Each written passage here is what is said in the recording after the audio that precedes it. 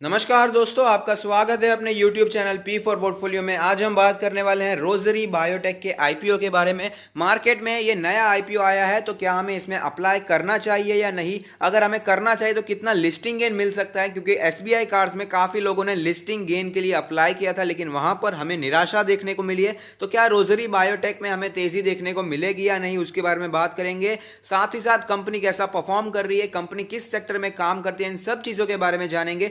लेकिन उससे पहले अगर आपने चैनल को सब्सक्राइब नहीं किया है तो प्लीज सब्सक्राइब कीजिए और रेगुलर अपडेट्स पाने के लिए नोटिफिकेशन बेल को प्रेस कीजिए। साथ ही साथ टेलीग्राम चैनल को भी ज्वाइन कीजिए, जिसकी लिंक डिस्क्रिप्शन बॉक्स में दी गई है। तो चलिए बात करते हैं रोजरी बायोटेक के बारे में। कंपनी के बारे में बात करने से पहले जरा आईपीओ की डिटेल्स जान लेते हैं। तो आईपीओ की डेट है जुलाई 13 से जुलाई 15, यानी कि मंडे, ट्यूसडे और वेडनेसडे को आप इसमें अप्लाई कर सकते हैं। इशू का टाइप है book build issue IPO. Issue का साइज है 496.49 करोड़, यानी कि 500 करोड़ से भी छोटा आईपीओ है, तो एक ज़्यादा बड़ा आईपीओ नहीं है। जिसमें से फ्रेश इशू होने वाला है 50 करोड़ का और बाकी का होने वाला है ऑफर फॉर सेल। अगर बात करें फेस वैल्यू के बारे में तो वो है ₹2 पर इक्विटी शेयर। आईपीओ प्राइस है 423 से 425, मार्केट लॉट है 35, यानी कि मिनिमम आपको 35 शेयर्स के लिए अप्लाई करना ही होगा। बीएसई और एनएसई दोनों पर ये लिस्ट होने वाला है। पी रेशियो 33.81 है और मार्केट कैप को अगर आप देखेंगे तो हमें पता चलेगा स्मॉल कैप कंपनी है। 2207 करोड़ की मार्केट कैप है। टाइम टेबल के बारे में बात करें तो जुलाई 13 से जुलाई 15 तक आप इसमें अप्लाई कर सकते हैं। अगर आपको अलॉटमेंट हुआ है तो आपको 20 जुलाई तक आपको पता चल जाएगा कि अलॉटमेंट हुआ है या नहीं। अगर आपको अलॉटमेंट नहीं होता है तो आपको रिफंड आना शुरू हो जाएंगे जुलाई 21 से, और अगर अलॉटमेंट होता है तो आपके डीमैट अकाउंट में शेयर्स क्रेडिट हो जाएंगे जुलाई 22 से। और जो लिस्टिंग की डेट फिलहाल फिक्स की गई है वो जुलाई 23, जो कि थोड़ी सी चेंज भी हो सकती है, 1-2 दिन आगे पीछे भी हो सकता है। तो रिटेल इन्वेस्टर इसमें कितना इन्वेस्ट कर सकते हैं, तो आपको पता ही होगा रिटेल निवेशक के लिए मैक्सिमम 2 लाख का इन्वेस्टमेंट ही अलाउड है। तो मिनिमम तो आप एक लॉट के लिए अलाउ कर सकते हैं, एक लॉट के लिए आप इन्वेस्टमेंट कर सकते हैं, जो कि बनकर आता है 14,875 का इन्वेस्टमेंट। और मैक्सिमम आप इन्वेस्ट कर सकते हैं 13 लॉट्स के लिए 1,93,375 का। और अगर बात करें प्रमोटर होल्डिंग के बारे में तो प्री इशू यानी कि इशू से पहले, आईपीओ से पहले प्रमोटर्स के पास है 95.06% की होल्डिंग, लेकिन आईपीओ के बाद उनकी जो शेयर्स हो जाएंगे, उनका जो स्टेक हो जाए वो कम होकर 73% होने वाला है। तो अब चलिए बात करते हैं कंपनी की कुछ और डिटेल्स के बारे में।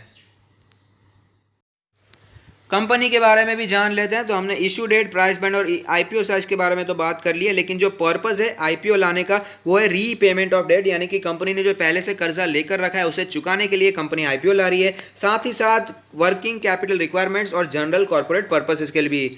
मर्चेंट बैंकर जो सिलेक्ट किए गए हैं वो एक्सिस कैपिटल और आईसीआईसीआई सिक्योरिटीज, और एडवाइजर के तरीके पर हमें एक्सिलिस फिनसर्व प्राइवेट लिमिटेड भी दिखाई देगा। सबसे इंपॉर्टेंट है कंपनी के बारे में जानना, तो कंपनी क्या काम करती है उसके बारे में फाइनली बात कर लेते हैं। तो कंपनी काम करती है home, personal care and performance chemicals में, टेक्सटाइल, स्पेशलिटी केमिकल्स और साथ ही साथ animal health and nutritional products में। तो इससे पढ़कर ही हमें पता चल जाएगा कि कंपनी काम करती है केमिकल सेक्टर में, केमिकल में काम करने वाला ये स्टॉक है। आप देख पाएंगे इसका प्रोडक्ट पोर्टफोलियो काफी बड़ा है, 2030 डिफरेंट प्रोडक्ट्स ये सोल्ड करती है इसी 3 कैटेगरी में एज ऑन May 31, 2020। अगर बात करें कौन से मैन्युफैक्चरिंग में ये काम आते हैं केमिकल्स, तो आप देख पाएंगे soaps, detergents, paints, inks, tiles, papers, natural and man made textiles में मैन्युफैक्चरिंग में काम आते हैं इसके प्रोडक्ट्स।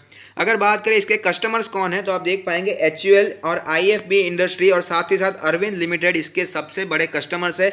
HUL को तो आप जानते ही होंगे, FMCG का अनडिस्प्यूटेड मार्केट लीडर है। अगर बात करें इसके पीयर कंपनीज के बारे में तो Aarti Industry, Galaxy, Atul, Vinati Organics और फाइन ऑर्गेनिक्स कुछ ऐसी कंपनीज है जो कि इसके कंपटीशन में, जो कि इसके लिस्टेड पीयर्स हैं। अपार्ट फ्रॉम इंडिया, यानी कि इंडिया को छोड़कर ये 17 और कंट्रीज में भी काम करती है, इंक्लूडिंग वियतनाम, बांग्लादेश और मॉरिशस में। कंपनी के फाइनेंशियल्स के बारे में बात करें तो फिस्कल ईयर 2020 में रोजरी बायोटेक ने टोटल रेवेन्यू रजिस्टर की है 603 करोड़ की, एबिटा किया है 104 करोड़ का, नेट प्रॉफिट आफ्टर टैक्स है 65 करोड़ का। कौन से सेक्टर से कितनी रेवेन्यू बनकर आती है उसके बारे में भी यहाँ पर डिटेल दी गई है। HPPC यानी कि home personal care performance chemical से हमें 46.81% का टोटल रेवेन्यू देखने को मिला है। टेक्सटाइल स्पेशलिटी केमिकल से 43.71% का टोटल रेवेन्यू देखने को मिला है। और बाकी को जो रेवेन्यू जनरेट होता है वो animal health and nutritional products category से। अगर यहाँ पर बात करें इसके CAGR परफॉर्मेंस के बारे में तो आप देख पाएंगे फिजिकल ईयर 2018 से फिजिकल ईयर 2020 में टोटल रेवेन्यू का जो CAGR निकल कर आता है वो है 41.65%, एबिटा का CAGR है 56.58%, प्रॉफिट आफ्टर टैक्स यानी कि नेट प्रॉफिट का जो CAGR है वो है 60.27%। तो हमें पता चलता है कि पिछले 2 से 3 सालों ने कंपनी ने बहुत ही अच्छा परफॉर्म किया है।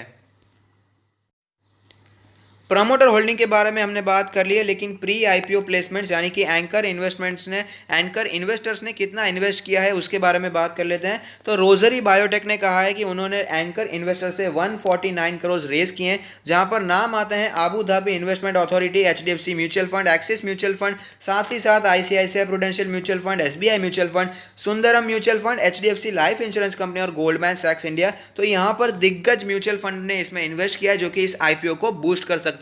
तो अब चलिए बात करते हैं कि क्या इसमें हमें अप्लाई करना चाहिए, और करना चाहिए तो कितने लॉट के लिए करना चाहिए। IPO के डिटेल्स के बारे में हमने बात कर ली है, साथ ही साथ कंपनी के बारे में भी थोड़ी सी चर्चा कर ली। केमिकल सेक्टर का ये स्टॉक है, आपको पता ही होगा केमिकल सेक्टर काफ़ी फोकस में दिखाई दे रहा है। चाइना को इसी में हमें टक्कर देनी है, इसी वजह से केमिकल स्टॉक्स ऊपर जाते हुए भी नजर आ रहे हैं। तो रोजरी बायोटेक का IPO भी हमें फोकस में दिखाई दे सकता है। साथ ही साथ रोजरी बायोटेक का मार्केट प्रेजेंस भी काफ़ी अच्छा दिखाई दिया, कस्टमर बेस भी काफ़ी अच्छा था, प्रोडक्ट रेंज भी काफ़ी डाइवर्सिफाइड थी, 2000 से भी ज़्यादा का प्रोडक्ट रेंज है, प्रोडक्ट पोर्टफोलियो है।